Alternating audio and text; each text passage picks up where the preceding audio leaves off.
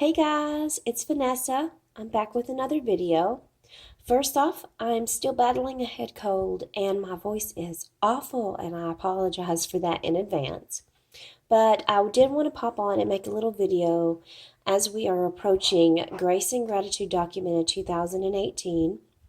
I wanted to put together a little video kind of showing you how I've worked through Gratitude Documented in the past.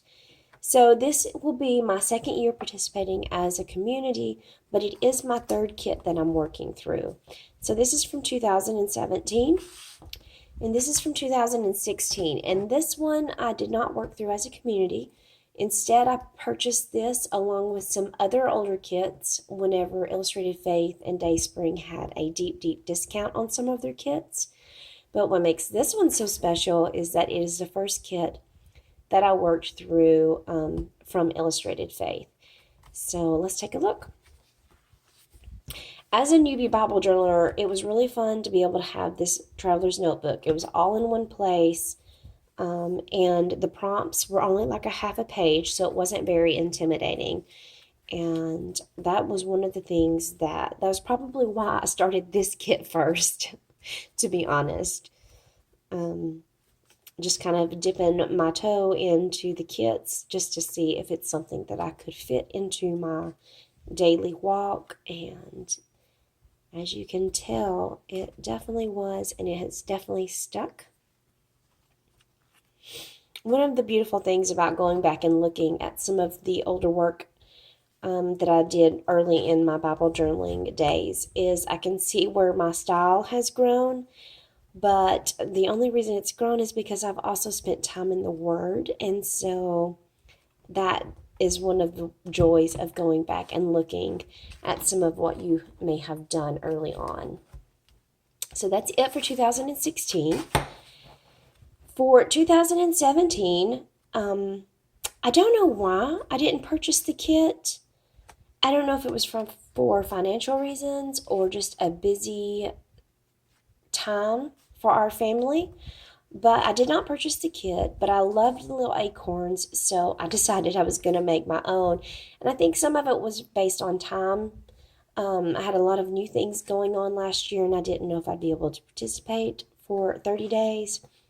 So I decided to make a little flip book instead. And so, as you can see, this is attached with a 2-inch binder ring. The front cover is some of the envelopes from the older Illustrated Faith kits, or what they came in. That's also the backing. And then I also cut the envelope in a way that gave me a little pocket. So my little acorn templates and some other bobs and bits went inside that pocket during the kit. Came in super handy. So one of the things I loved about this one last year was I made these acorns, and after I would finish journaling about the topic, if I felt like the Lord was leading it on my heart to mail one of the acorns to a specific person, then I would pop those in the mail and I would just kind of thank them for whatever role that they play in my life. And then I would turn around and be able to thank the Lord for putting that person in my life and thank Him for the things that they have taught me about life. So if it was someone who taught me how to be a good friend, as you can see, this acorn's missing. If they taught me how to be a good friend, or taught me about motherhood, or about being a godly woman, or whatever it was really fun to kind of to say thank you individually to some of those people that mean so much to me in my life. So you can see I used some of the ephemera pieces from last year. I'll definitely be pulling those out and using the leftovers this year. I didn't complicate this. I basically just used things that I had, paper I already had, stickers I already had, print and pray goodies that I had or that was offered. And just put those together based on the time that I had. I definitely Bible journaled too, but I do like to keep them short, Bible journal entries short, when you're committing to 30 days. Otherwise, it can seem really overwhelming.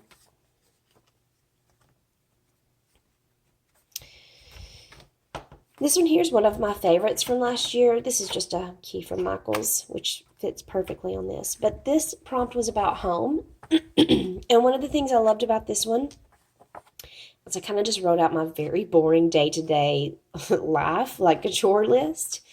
And it was really fun to thank God for even the boring bits of life, because we're reminded so much in the Old Testament, God would call his prophets during the most mundane tasks, like while they were sitting under a tree or while they were thrashing out the wheat. And those were the moments that the Lord would choose to speak to people.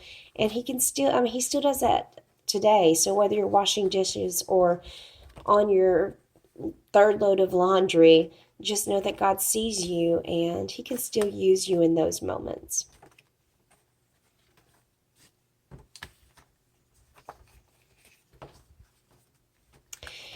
So this one was really fun. I'm definitely going to incorporate some of these acorns into this year's kit. And for this year, we have the cards, and I'm going to be doing a binder this year. I think Amy I think it's Kitty Witty Creates, she did this last year where she decorated a binder and just went in with some paper layouts. I loved that, and I kind of did that with the other 100 Days of Bible Promises book, and so I definitely want to kind of keep with that theme and do that for this year. But if you're just doing the cards, or you don't even have the kit, but you have the book, this is pretty much decorated. You can just go in with journaling. You can add to it. You can tailor this, customize this kit, big or small, just whatever is going to fit into your time schedule or into your budget. The main thing here is about getting in the Word and surrendering that gratitude and assigning credit where it's due. So don't feel like you have to have all the things in order to do that. So one last thing I wanted to show you is how I store some of my older kits. So this is just a little bin from the Dollar Tree. And I just put in some of the kits that I have worked through in the past and just kind of keep them all in one place. So I just wanted to offer that up as an idea if you're struggling with, I can't buy another kit, I don't have the storage for it. Here's your $1 solution. So that is going to do it for me. I hope that this video inspires you or encourages you.